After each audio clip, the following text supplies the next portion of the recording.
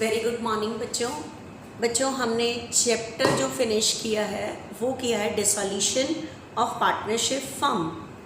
आज हम एक न्यू चैप्टर स्टार्ट करेंगे। ध्यान से समझना क्या है, क्या स्टार्ट करना है हमने आज।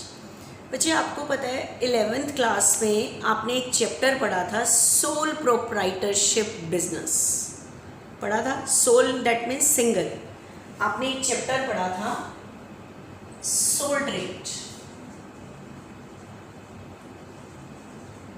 कौन सा होता है सोल ट्रेड?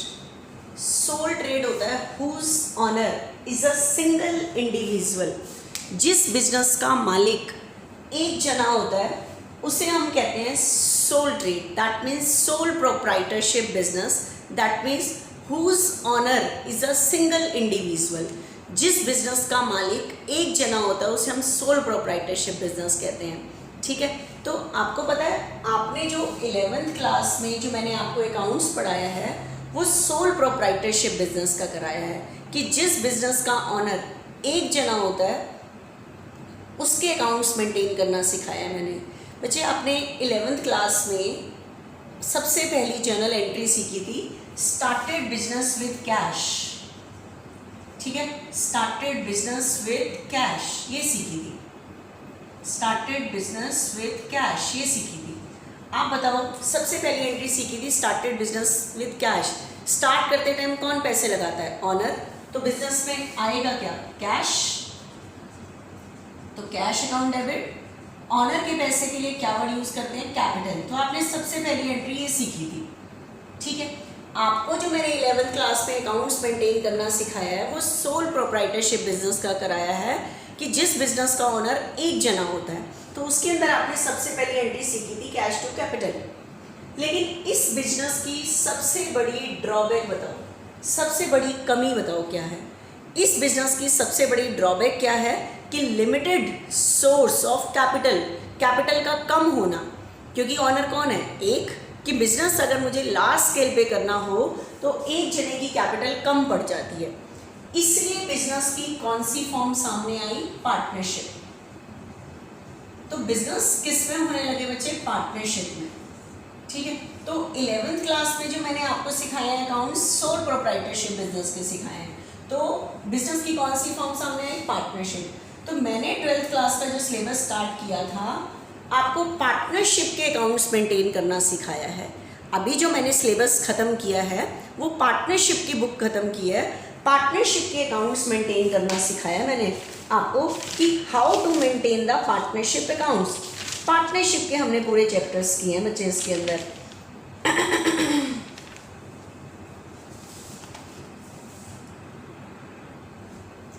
अब तो बच्चे बिजनेस की सबसे बड़ी ड्रॉबैक क्या है इसकी कि लिमिटेड सोर्स ऑफ कैपिटल, कि कैपिटल का कम होना।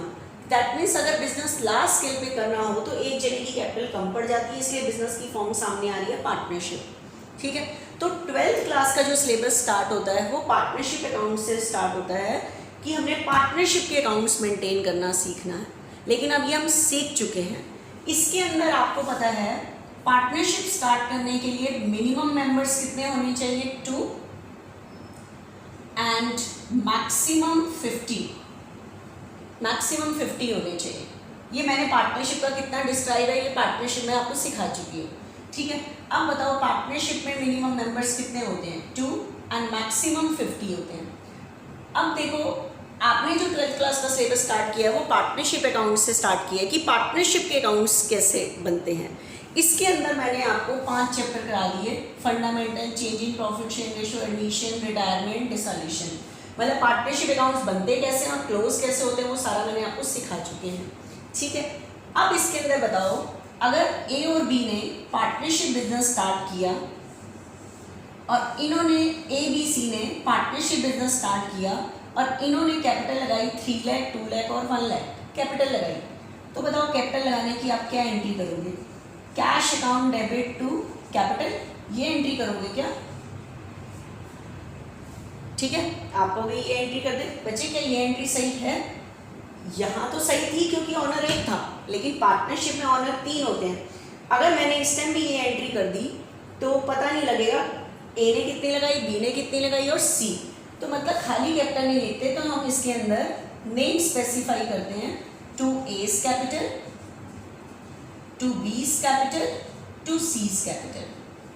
देखो कैपिटल का क्रेडिट बैलेंस होता है, कैपिटल यहाँ भी क्रेडिट थी, कैपिटल यहाँ भी क्रेडिट है, लेकिन पार्टनरशिप में आपको यहाँ पे कैपिटल के साथ नेम स्पेसिफाई करने की जरूरत होगी, क्योंकि पता नहीं चलेगा किसने कितनी कैपिटल, अगर आपने यहाँ 2 कैपिटल लिख दिया तो पता नहीं लगेगा किसकी कैपिटल है, ठीक है, क्योंकि यहाँ पे मिनिमम 2 हैं, एक नहीं होगा कि मैं नाम नहीं लिखूँ, यहाँ पे आपको नाम लिखने की ज़रूरत थी, ठीक है।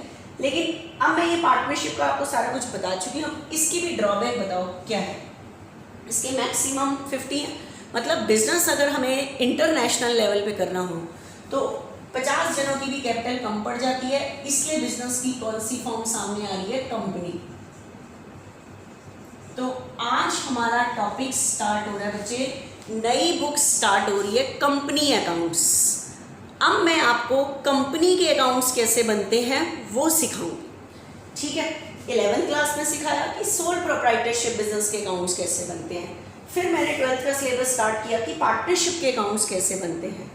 आज पार्टनरशिप का भी मैं सारा कुछ बता चुकी हूँ, अब मैं आपको कंपनी के अकाउंट्स पे लेके आती हूँ कि कंपनी के अकाउंट्स कैसे बनते हैं, ठीक है। तो हमारी सेकेंड बुक स्टार्ट हो चुकी है, कंपनी अकाउंट्स। अब मुझे बताओ, सोल प्रोप्राइटरशिप में ऑनर 1 है, पार्टनरशिप में मिनिमम 2 मैक्सिमम 50। अब बताओ, अब हमने कंपनी के अकाउंट्स मेंटेन करना सीखना है। अब मुझे बताओ कंपनी के ऑनर कौन और कितने होते होंगे, इस चीज़ के बारे में मैंने बता दिया। अब मुझे बताओ, जब मुझे कंपनी अकाउंट स्टार्ट करना है तो कंपनी के ऑनर कौन और कितने होते होंगे,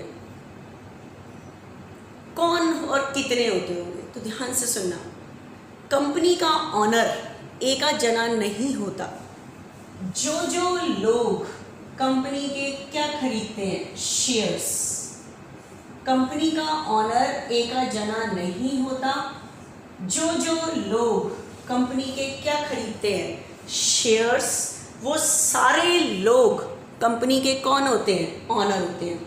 तो कंपनी का ऑनर एक जना नहीं होता, जो लोग कंपनी के क्या खरीदते हैं, शेयर्स, वो सारे लोग कंपनी के ऑनर होते हैं। अब आपके दिमाग में आएगा मैम शेयर्स कौन खरीदते हैं कंपनी के, आम पब्लिक कंपनी के क्या खरीदती है, शेयर्स। आम पब्लिक कंपनी के शेयर्स खरीदती है। मान लो A, B, C, D ये सारे व्यक्ति हैं जिन्होंने कंपनी के शेयर खरीदे हैं, G, H, I, J, K, L, M, N, O, ये सारे लोगों के नाम हैं। जो लोग कंपनी के शेयर खरीदते हैं वो सारे ऑनर होते हैं। अब आपके दिमाग में आएगा मैम कंपनी के शेयर खरीदते कौन है, आम पब्लिक कंपनी के शेयर खरीदती है, ठीक है। लेकिन आपके दिमाग में आएगा कि मैम शेयर खरीदते कैसे हैं कंपनी के।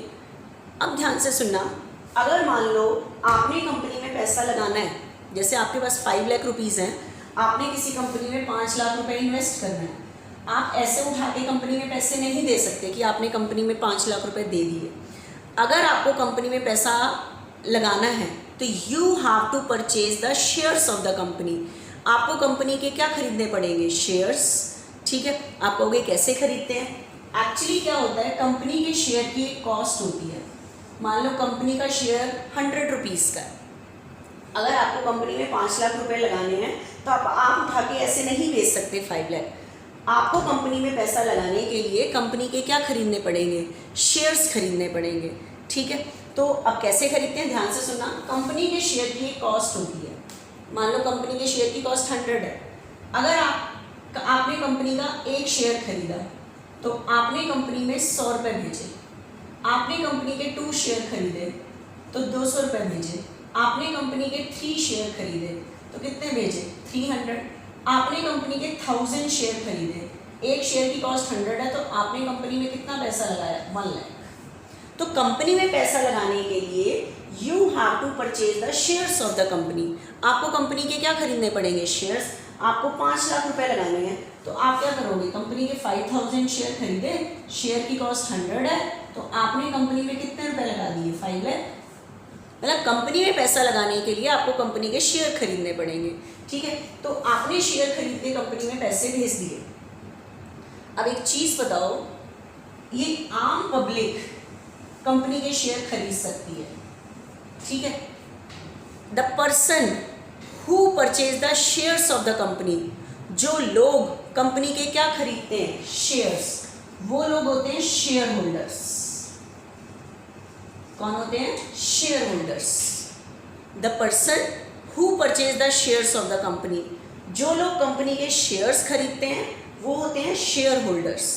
अभी अभी मैंने कहा कि कंपनी का ऑनर एक जना नहीं होता, जो जो लोग कंपनी के शेयर खरीदते हैं वो ऑनर होते हैं, और जो लोग शेयर खरीदते हैं वो शेयर होल्डर होते हैं। तो कंपनी के ऑनर कौन हुए, शेयर होल्डर हुए। कंपनी का ऑनर कौन होते हैं, शेयर होल्डर। और शेयर होल्डर कौन होते हैं, जिन्होंने कंपनी के क्या खरीदे हैं, शेयर्स। तो वो सारे लोग कंपनी के ऑनर होते हैं जो कंपनी के शेयर्स खरीदते हैं, और जो शेयर खरीदते हैं वो शेयर होल्डर होते हैं, ठीक है। तो कहने का मतलब है शेयर होल्डर कंपनी के ऑनर है। अब ये देखो, ये सारे लोग कंपनी में पैसा लगा रहे हैं, इन सब ने शेयर खरीद के कंपनी में पैसे दे दिए, सब ने पैसे दे दिए, लेकिन इनके पास क्या प्रूफ है कि इन्होंने कंपनी के शेयर खरीदे हैं। देखो, हम बिल्डिंग परचेज करके आते हैं, हम कैश दे के आते हैं, हमारे पास बिल्डिंग आती है। अब इन लोगों ने कंपनी के शेयर खरीदे हैं, कंपनी में पैसे भेज दिए, तो इनके पास क्या प्रूफ है कि इनके पास कंपनी के शेयर है। तो कंपनी एज अ प्रूफ इनको एक सर्टिफिकेट इशू करती है, ठीक है, एक बॉन्ड टाइप में। इसको कहते हैं हम शेयर सर्टिफिकेट। क्या कहते हैं, शेयर सर्टिफिकेट कहते हैं। देखो, आम पब्लिक ने कंपनी में पैसे भेजे, कंपनी के शेयर खरीद के पैसे देंगे, इन आम पब्लिक के पास क्या प्रूफ है कि इन्होंने कंपनी में पैसे भेजे हुए हैं। कल हो सकता है कंपनी मुकर जाए तो पब्लिक को तो प्रूफ चाहिए ना कि उन्होंने कंपनी शेयर खरीद के कंपनी में पैसे भेजे हुए हैं, तो उनके पास क्या प्रूफ है। तो कंपनी एज अ प्रूफ इन लोगों के पास एक सर्टिफिकेट इशू करती है, that is called share certificate. ये कुछ ऐसी चीज़ नहीं होती, पेपर की फॉर्म में होता है, बॉन्ड की फॉर्म में होता है, इसके ऊपर कंपनी की स्टैंप भी लगी होती है, ठीक है, ये इशू कर देती है। तो लोगों के पास वो जो सर्टिफिकेट आता है वो शेयर खरीदने का प्रूफ होता है कि उन्होंने कंपनी के क्या खरीदे हुए हैं, शेयर खरीदे हुए हैं, जो एक पेपर की फॉर्म में होता है, ठीक है। तो लोग कंपनी में पैसे भेजते हैं शेयर खरीद के, कंपनी एज अ प्रूफ उनको एक सर्टिफिकेट इशू कर देती है, that is called share certificate, जो शेयर खरीदने का प्रूफ होता है शेयर होल्डर के पास, ठीक है। तो अभी अभी मैंने कहा कि कंपनी के ऑनर कौन और कितने होते हैं। जो जो लोग कंपनी के शेयर खरीदते हैं वो सारे लोग ऑनर हैं, और जो लोग शेयर खरीदते हैं वो शेयर होल्डर कहते हैं उनको, और शेयर होल्डर ही कंपनी के कौन होते हैं, ऑनर होते हैं, ठीक है। तो शेयर होल्डर ही कंपनी के ऑनर होते हैं। तो अब मुझे बताओ, ये सारे लोग कंपनी में पैसे लगा रहे हैं और ये सारे लोग ऑनर है कंपनी के। अब बताओ, जब इन सारे लोगों ने कंपनी में शेयर खरीद के पैसे लगाए तो कंपनी में क्या आएगा, कैश। कंपनी में क्या आएगा, कैश, कैश अकाउंट डेबिट, ठीक है। तो ये इन सारे लोगों ने जब कंपनी में पैसे लगाए तो कंपनी में क्या आएगा, कैश, ठीक है।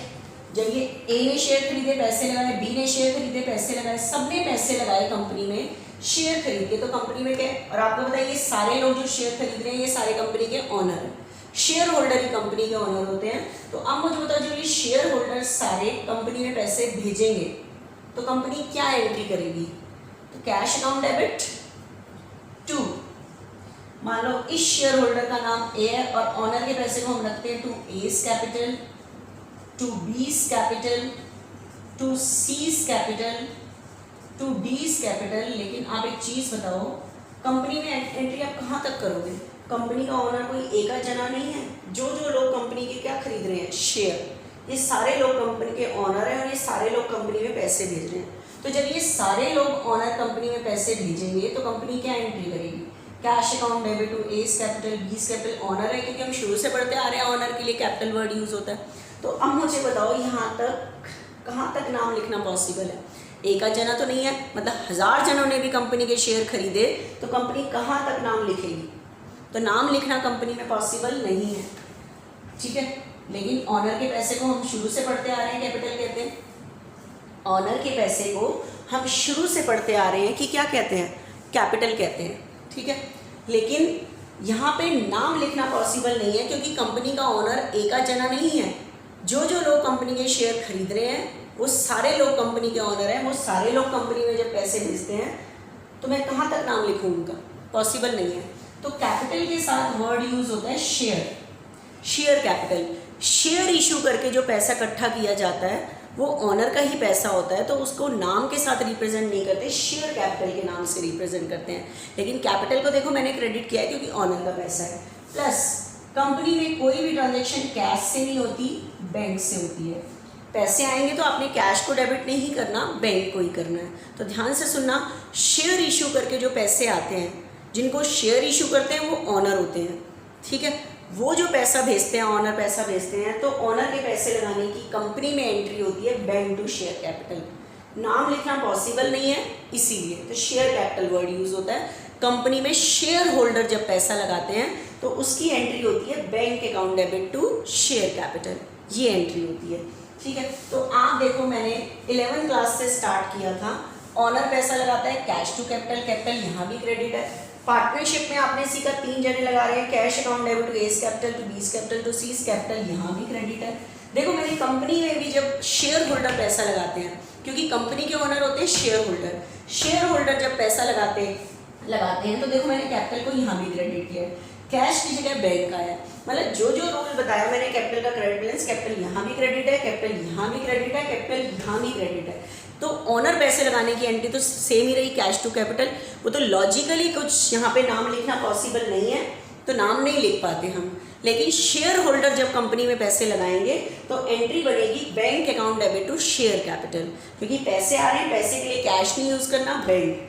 कैपिटल का क्रेडिट बैलेंस होता है क्योंकि ऑनर के पैसे बिजनेस की लायबिलिटी है, कभी ना कभी पैसा वापस करना है, ठीक है।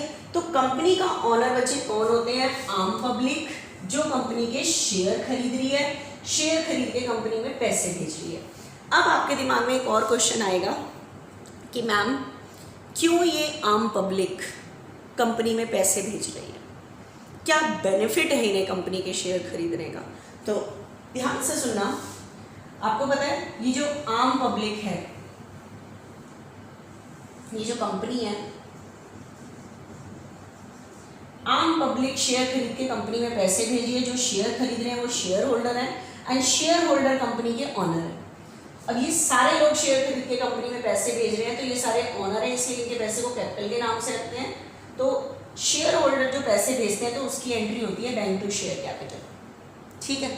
अब मेरी बात को, एक चीज़ को और ध्यान से सुनो, आपके दिमाग में आएगा कि मैम क्यों आम पब्लिक कंपनी में पैसे भेजी जा रही है, क्या बेनिफिट है इन्हें कंपनी के शेयर खरीदने का? तो सुनना, eight the end of year जब कंपनी में प्रॉफिट होता है, बताओ प्रॉफिट पे राइट किसका होता है? ऑनर। तो कंपनी के ऑनर तो कौन है? Share holder. तो हम कहें ये सारा प्रॉफिट शेयर होल्डर को दे दें? नहीं, लेकिन ये ऐसे ऑनर नहीं है कि इन्होंने कंपनी स्टार्ट की है, इन्होंने सिर्फ कंपनी में पैसे लगाए हैं। शेयर होल्डर कंपनी के ऑनर हैं, ये ऑनर सिर्फ इसलिए हैं because they are providing the finance to the company. ये कंपनी को क्या प्रोवाइड कर रहे हैं? फाइनेंस प्रोवाइड कर रहे हैं, इसलिए ऑनर है। लेकिन ये ऑनर ऐसे नहीं है कि इन्होंने कंपनी स्टार्ट की है, ये सारे लोग कंपनी में पैसा दे रहे हैं इसलिए कंपनी के ऑनर है। लेकिन ये शेयर होल्डर ऐसे ऑनर नहीं है कि इन्होंने जाके कंपनी स्टार्ट की है। तो आप कहोगे फिर मैम कंपनी स्टार्ट कौन करता है? जिसके दिमाग में कंपनी को स्टार्ट करने का व्यू आता है उस पर्सन को कहते हैं प्रमोटर। क्या कहते हैं? प्रमोटर। जिसके दिमाग में कंपनी को स्टार्ट करने का व्यू आता है, that person is a promoter, ठीक है। तो अब प्रमोटर कंपनी को स्टार्ट करता है। आपको पता है अगर इसने कंपनी में 50 लाख लगाने हैं तो ये उठा के ऐसे नहीं लगा सकता, इसे कंपनी का ऑनर बनना है तो इसे भी कंपनी के क्या खरीदने पड़ेंगे? शेयर्स, तब ये पैसा लगा सकता है। मतलब ऑनर बनने के लिए कंपनी के क्या खरीदने पड़ेंगे? शेयर्स, ठीक है। तो इसे अगर कंपनी में 50 लाख लगाने हैं तो इसे 50 लाख के शेयर खरीदने पड़ेंगे, ये पैसा लगाएगा तो ये शेयर होल्डर बन जाएगा, शेयर होल्डर होगा तो ऑनर बन जाएगा, ठीक है। तो लेकिन आप मुझे बताइए जो आम पब्लिक शेयर खरीद रही है, आम पब्लिक शेयर होल्डर है, कंपनी की ऑनर है, लेकिन ये ऑनर ऐसी तो नहीं है कि इन्होंने कंपनी स्टार्ट की है, नहीं, बिकॉज दे आर ये ऑनर इसलिए सिर्फ they are providing the finance to the company, इसलिए ऑनर है। तो इन्हें अब शेयर खरीदने का बेनिफिट क्या है? Eight the end of year जब कंपनी में प्रॉफिट होता है तो प्रॉफिट पे किसका राइट होता है? ऑनर। लेकिन ये ऑनर ऐसे तो नहीं है इन्होंने कंपनी स्टार्ट की है, तो सारा प्रॉफिट नहीं दिया जाता शेयर होल्डर को। Part of profit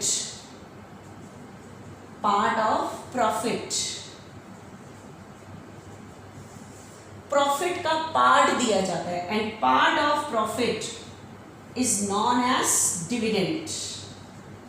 dividend, whole profit is not given to share holder. Share holder को सारा प्रॉफिट नहीं दिया जाता, part of profit. Part of profits that means dividend. Dividend कहते हैं लाभांश, लाभ का एक अंश, that means part of profit.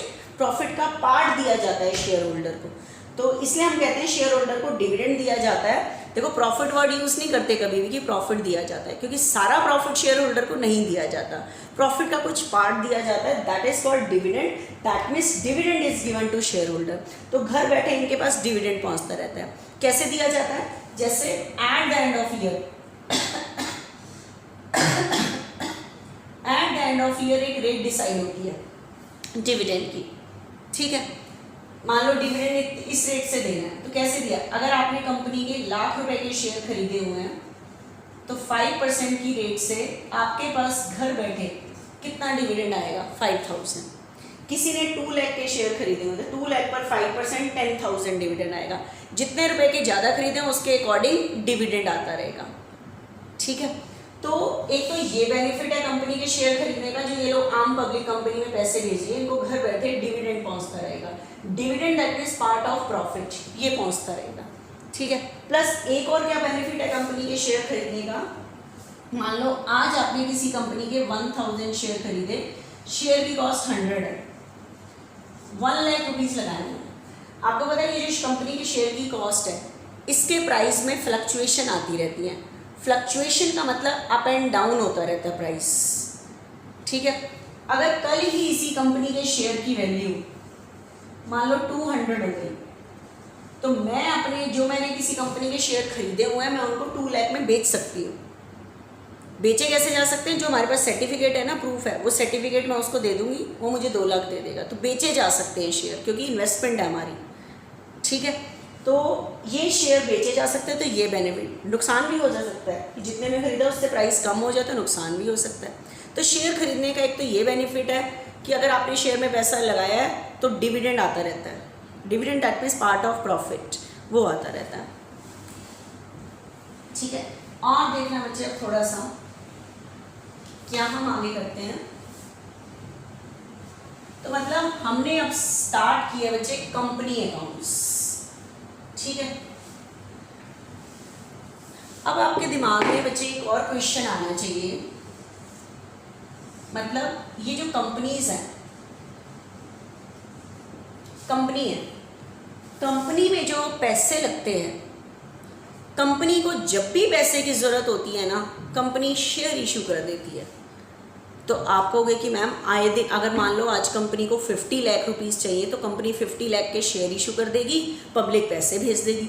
आपको क्या लगता है कोई कंपनी जितने चाहे रुपए के शेयर इशू कर सकती है? क्या लगता है आपको? कंपनी को अगर 50 लाख की ज़रूरत है, 50 लाख के शेयर इशू कर सकती है? ये कंपनी के अपने हाथ में है या किसके हाथ में है? ध्यान से सुनना, कोई कंपनी अपनी मर्जी से जितने चाहे रुपए के शेयर इशू नहीं कर सकती। एक कंपनी अपनी पूरी लाइफ टाइम में कितने रुपए के शेयर इशू कर सकती है? इसके लिए उससे कंपनी को सेबी से परमिशन लेनी पड़ती है, ट्रिब्यूनल बोर्ड। अब आप कहोगे सेबी क्या होता है? बच्चे आप सारे स्कूल में पढ़ रहे हो, जैसे सीबीएसई स्कूल है, आप देख रहे हो आपके स्कूल है, जो भी आपके स्कूल का नाम है, आप मुझे बताओ स्कूल पे जो रूल्स रेगुलेशंस हैं, 10th की डेट शीट आती है, 12th की आती है, रजिस्ट्रेशन होता है, ये सारे रूल्स रेगुलेशन स्कूल डिसाइड करता है या स्कूल पे कंट्रोल करने के लिए कोई बोर्ड है? यस, ये जितने भी सीबीएसई के स्कूल चल रहे हैं, इन पे कंट्रोल करने के लिए बोर्ड है सीबीएसई। उसी तरह से हरियाणा बोर्ड के स्कूल हैं, उनके स्कूल्स पे कंट्रोल करने के लिए एचबीएसई हरियाणा बोर्ड के स्कूल हैं, ठीक है। तो कहने का मतलब है सारे स्कूलों पे कंट्रोल करने के लिए बोर्ड है सीबीएसई और एचबीएसई। उसी तरह से ये जितनी भी कंपनीज चल रही हैं, ये कंपनियां पब्लिक को पागल ना बना सकें, जो लोग पैसा लगा रहे हैं कंपनी में उनको पागल ना बना सकें, शेयर होल्डर को मतलब किसी भी तरह से पागल ना बना सकें। तो इन सारी कंपनीज पे कंट्रोल करने के लिए, सारी कंपनी पे कंट्रोल करने के लिए जो बोर्ड है वो है सेबी। सेबी मतलब security exchange board of India, securities exchange board of India, ये बोर्ड का नाम, ये सारी कंपनीज पे कंट्रोल रखता है कि जो लोग पैसा लगा रहे हैं ये कंपनियां फ्रॉड ना कर सकें उस इन्वेस्टर के साथ, ठीक है। तो एक कंपनी बच्चे अपनी मर्जी से जितने चाहे रुपए के शेयर इशू नहीं कर सकती। एक कंपनी कितने रुपए के शेयर इशू करके पैसा इकट्ठा कर सकती है पब्लिक से, ठीक है। इसके लिए उसे सेबी से परमिशन लेनी पड़ती है, ठीक है। मान लो किसी कंपनी को सेबी से शेयर इशू करने की परमिशन मिली है 50 लाख की। कितने की मिली है? 50 लाख। अब आपको ये परमिशन कैसे मिलती है? मतलब जैसे आप देखो, मुझे बैंक से लोन लेना होता है, मैं अपनी पूरी प्रोजेक्ट रिपोर्ट बनाऊंगी कि मेरा क्या क्या काम है, तो उसके अकॉर्डिंग हमारा लोन सेंक्शन होता है। उसी तरह से जब किसी कंपनी को परमिशन लेनी होती है सेबी से, तो पूरे डॉक्यूमेंट तैयार करने पड़ते हैं कंपनीज को। उसके अकॉर्डिंग उसे सेबी से क्या मिलती है? परमिशन, कि इतने रुपए के शेयर इशू करके कंपनी पैसा इकट्ठा कर सकती हैं, इतने रुपए तक के शेयर इशू करके पैसा इकट्ठा कर सकती हैं। मान लो किसी कंपनी को सेबी से परमिशन मिली है 50 लाख रुपीज़ के शेयर इशू करने, ये रुपीज़ है, इतने रुपए के शेयर इशू करके कंपनी पैसा इकट्ठा कर सकती है, ये परमिशन मिली है, ठीक है। तो अब ध्यान से सुनना, मान लो कंपनी डिसाइड कर रही है कि उसके शेयर की कॉस्ट होगी 100, कैसे करेगी? 50,000 शेयर, और शेयर की कॉस्ट कितनी है? 100, तभी तो 50 लाख रुपीज़ इकट्ठे होंगे।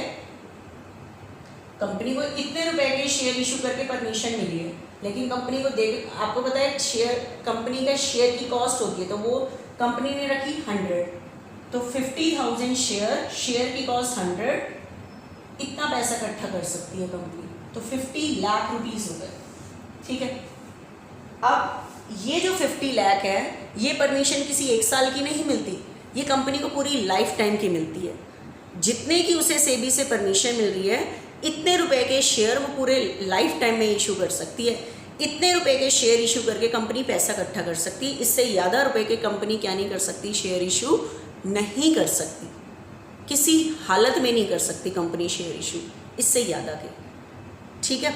इसके लिए जितने की उसको सेबी से परमिशन मिली है उतने के ही शेयर इशू कर सकती है।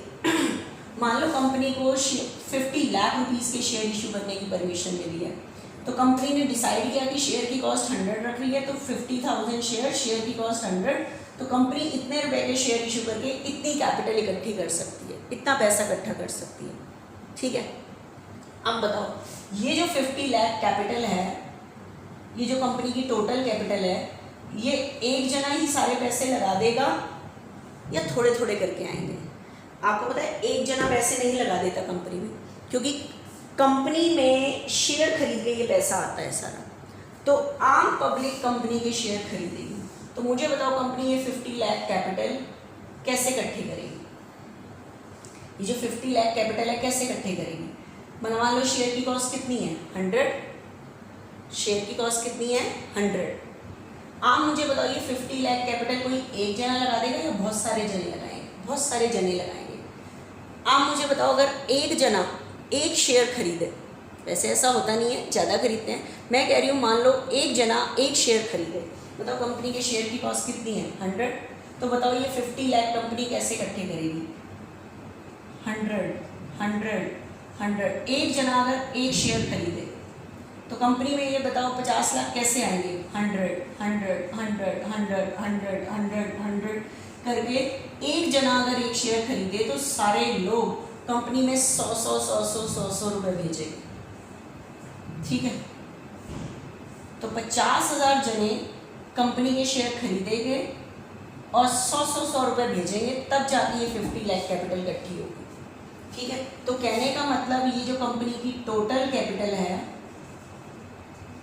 ये एक जना नहीं लगा देता, ये छोटे छोटे पार्ट में डिवाइड होती है, छोटे छोटे पार्ट में इकट्ठी होती है, क्योंकि लोग कंपनी के शेयर खरीदते हैं तब पैसे भेजते हैं। तो ये जो कंपनी की टोटल कैपिटल है ये एक जना नहीं लगा देता, छोटे छोटे पार्ट में इकट्ठी होती है। और मैंने कहा है कि अगर एक जना एक शेयर खरीदे तो ये 50 लाख कैसे इकट्ठी होगी? 100, 100, 100, 100 करके 50,000 जने कंपनी में 100 रुपये भेजेंगे तब जाके इकट्ठी होगी। The total capital of the company is divided into small parts. Company की जो ये टोटल कैपिटल है छोटे छोटे पार्ट में क्या होती है, डिवाइड, एंड स्मॉल पार्ट, ठीक है, 100 से कम तो कोई नहीं भेजेगा, and small part is known as share. इस छोटे से पार्ट को हम क्या कहते हैं, शेयर। इस छोटे से पार्ट को 50 लाख का एक छोटा सा पार्ट है 100, ये 50 लाख कंपनी कैसे इकट्ठी करती है, 100 करके इस तरह से। तो total capital of the company is divided into small part and small part is known as share. ठीक है, शेयर को डिफाइन किया कि शेयर क्या होता है, जो कंपनी का टोटल पैसा है छोटे छोटे पार्ट में डिवाइड, स्मॉल पार्ट को 100 से कम तो कोई नहीं भेजेगा क्योंकि एक शेयर 100 का है, 100 से कम तो 50 लाख का एक छोटा सा पार्ट कितना है 50, and small part is known as share. इस छोटे से पार्ट को हम कहते हैं शेयर। ठीक है,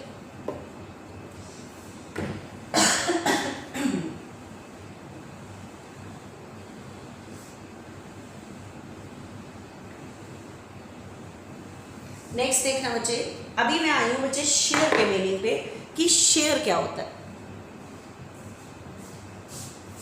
तो अभी अभी मैंने शेयर का मीनिंग बताया कि शेयर क्या होते हैं, बता दिया मैंने शेयर क्या होता है कि total capital of the company is divided into small part and small part is known as share. ठीक है, अब कंपनी बच्चे दो तरह के शेयर इशू करती है। टाइप्स ऑफ शेयर, कंपनी दो तरह के शेयर इशू करती है, एक तो इक्विटी शेयर्स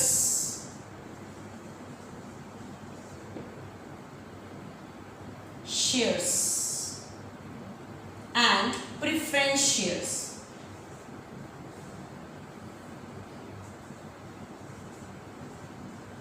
प्रेफरेंस शेयर्स, अब आप कहोगे मैम ये क्या नाम है, इक्विटी शेयर्स और प्रेफरेंस शेयर्स। अच्छा, जैसे आप लोगों के नाम है वैसे ही कंपनी ने शेयर्स के नाम लिखे हुए हैं, इक्विटी शेयर्स और प्रेफरेंस शेयर्स। ठीक है, जो लोग कंपनी के इक्विटी शेयर्स खरीदते हैं वो इक्विटी शेयर होल्डर होते हैं, जो लोग प्रेफरेंस शेयर्स खरीदते हैं वो प्रेफरेंस शेयर होल्डर होते हैं। लेकिन आप कहोगे कि मैम व्हाट डिफरेंस, हमें कैसे पता लगेगा कि हम किसी कंपनी के इक्विटी शेयर्स खरीदें या प्रेफरेंस शेयर्स खरीदें। तो ध्यान से सुनना, इन दोनों में डिफरेंस क्या है। आपको पता है जिन्होंने इक्विटी शेयर्स खरीदे हैं कंपनी के वो इक्विटी शेयर होल्डर हैं, जिन्होंने प्रेफरेंस शेयर खरीदे हैं वो प्रेफरेंस शेयर होल्डर, और शेयर होल्डर ही कंपनी के कौन होते हैं, ऑनर, क्योंकि ये लोग कंपनी में पैसा भेजते हैं, शेयर होल्डर। ठीक है, अभी अभी मैंने बताया कि इन्हें शेयर खरीदने का क्या फ़ायदा है। Eight the end of year company इनको डिविडेंड देती है, मतलब पार्ट ऑफ प्रॉफिट देती है।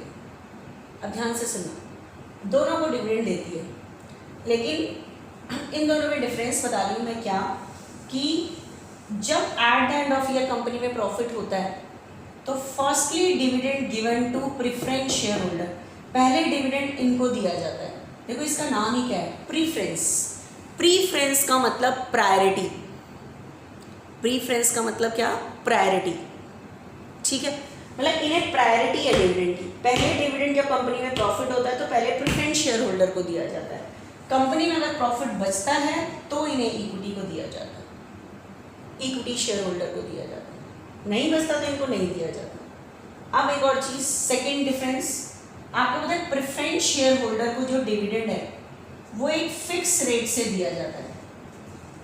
फिक्स रेट मतलब इनकी डिविडेंड की रेट जब आप शेयर खरीदोगे पहले से ही डिसाइडेड होती है, वो इनके नाम के आगे भी लिखी होती है, जैसे डिसाइडेड है 5%, तो इसके नाम के आगे लिखा होगा प्रेफरेंस शेयर के आगे 5%। अगर 1% है तो लिखा होगा 8%। जब आप शेयर खरीदोगे आपको पहले से ही पता होगा कि डिविडेंड किस रेट से आएगा, तो जिस रेट से डिसाइडेड है फिक्स रेट, हर साल उसी रेट से मिलेगा, ना कम मिलेगा ना ज़्यादा।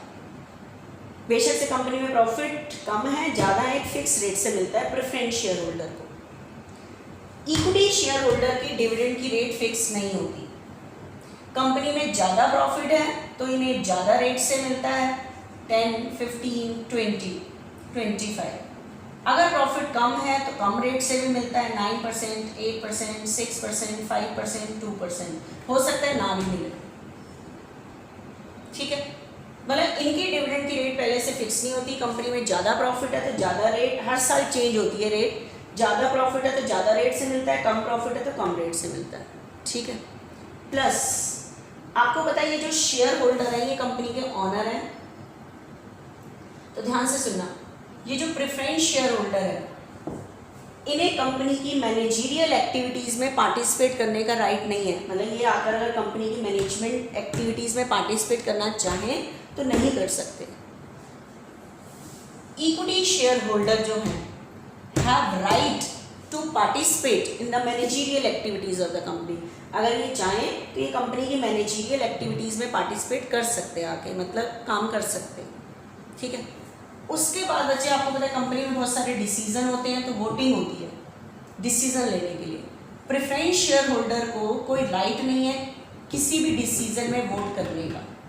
Preference share holder have no right to vote in the meeting of the company. Company की किसी भी मीटिंग में इन्हें वोट डालने का भी राइट नहीं है। किसी वोट होते हैं डिसीजन मेकिंग के लिए। Equity share holder have right to vote in the meeting of company. इन्हें कंपनी की मीटिंग जो डिसीजन लेने के लिए होती है उसमें वोट डालने का भी राइट है इन्हें। उसके बाद अगर कंपनी का लिक्विडेशन हो जाता है, मतलब डिसोल्यूशन हो जाता है, तो आपको पता है ऑनर का पैसा कंपनी की लायबिलिटी है, कभी ना कभी वापस करना है। तो पहले इक्विटी शेयर होल्डर का पैसा वापस होता है, फिर पहले प्रेफरेंस शेयर होल्डर का पैसे वापस होते हैं, बाद में इक्विटी का। तो बताओ रियल ऑनर की सिचुएशन किसकी है? इक्विटी की। ये तो बाहर की तरह है, ना इन्हें कंपनी की मैनेजरियल एक्टिविटीज़ में पार्टिसिपेट करने का राइट है, ना वोट डालने का राइट है, प्लस इन्हें डिविडेंड भी एक फिक्स रेट से मिलता है, कम या ज़्यादा सारा इसका है, बचा हुआ सारा कुछ इसका है, ठीक है। तो equity share holder are the real owner of the company. Company के जो रियल ऑनर होते हैं वो इक्विटी शेयर होल्डर होते हैं, ठीक है। तो ये मैंने आपको खत्म किया शेयर्स और टाइप्स ऑफ शेयर्स। उसके बाद बचे नेक्स्ट जो मैं स्टार्ट कर रही हूँ वो स्टार्ट कर रही हूँ मैं शेयर कैपिटल। शेयर कैपिटल का जो डिस्कशन है वो मैं नेक्स्ट लेक्चर में करती हूँ।